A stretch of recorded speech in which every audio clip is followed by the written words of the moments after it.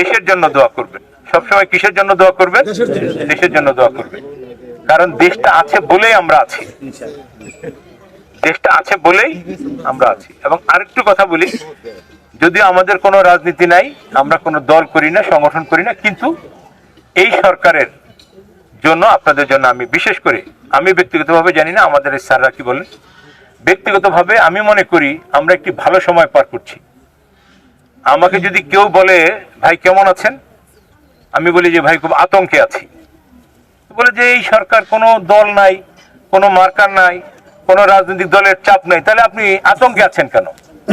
বললাম যে এই জন্য আতঙ্কে আছি যে আল্লাহ এত ভালো রেখেছে, এত ভালো রেখেছে, এর শুকরিয়া ঠিক মতো আদায় হচ্ছে কিনা এই আতঙ্কে আছে। এই জন্য আপনাদেরকে বলছি যে আজকে আপনাদের যেটা কাজ, আমরা যেটা আপনাদের কাছে চাইবো, আমরা কিন্তু সবাই কাবিখা। ইউনিয়ন পরিষদে এক ধরনের গম দেয়, অর্থ দেয়, সেই প্রজেক্টের নাম হচ্ছে কাবিখা। কাবিখা মানে কি? কাজের বিনিময়ে খাদ্য।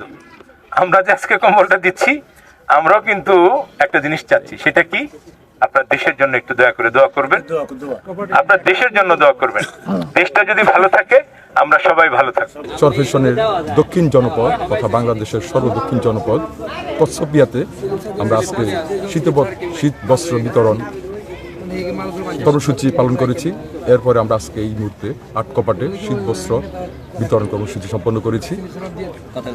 আমরা চরফ্যাশনের সূর্য সন্তান যারা ঢাকা অবস্থান করছি এবং এই উপজেলা সমিতির সদস্য, আমরা চিন্তা করেছি চরফ্যাশনের সাধারণ মানুষের কল্যাণে, চরফ্যাশনের সাধারণ মানুষের সেবায় আমরা কিছু অবদান রাখতে পারি কিনা।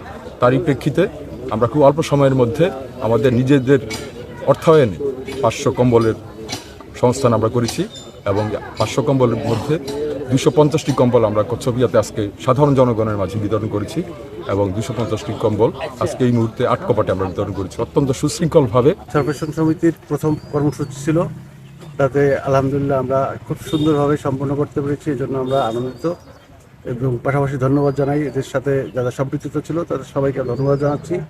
আমরা এই সমিতির মাধ্যমে চরফ্যাশনের পরবর্তী অনেকগুলো উন্নয়নমূলক কর্মকাণ্ড, অনেকগুলো সংস্কারমূলক কর্মকাণ্ড আমরা এগিয়ে নিয়ে আসার জন্য আগামী দিনগুলোতে নিয়ে আসবো ইনশাল্লাহ আপনাদের সামনে। বাচ্চা আমরা বাচ্চা রাখতে পারি না, এখন কম্বল পাইছি, অনেক খুশি হয়েছি আমরা। বাচ্চাদের জন্য ভালো হয়েছে, আমরাও আল্লাহকে দোয়া করি আল্লাহ সুস্থ। আমাদের গ্রামে অনেক শীত পড়ে, আমরা কম্বল পাই অনেক খুশি, যে দিয়েছে ওনাকে অনেক অনেক অসংখ্য ধন্যবাদ। কম্বল ভাইয়া খুশি হয়েছি, শীতের মধ্যে কম্বল পাইছি, খুশি হয়েছি। আমরা এই শীত উপলক্ষে কোনো শীতের বস্তু পাইতে না, আমাদের এই সংগঠন বাইরা ইয়া দিয়েছে, শীতের বস্তু দিয়েছে, তাদেরকে আল্লাহ তাআলার দরবারে লাখ লাখ শুকরিয়া।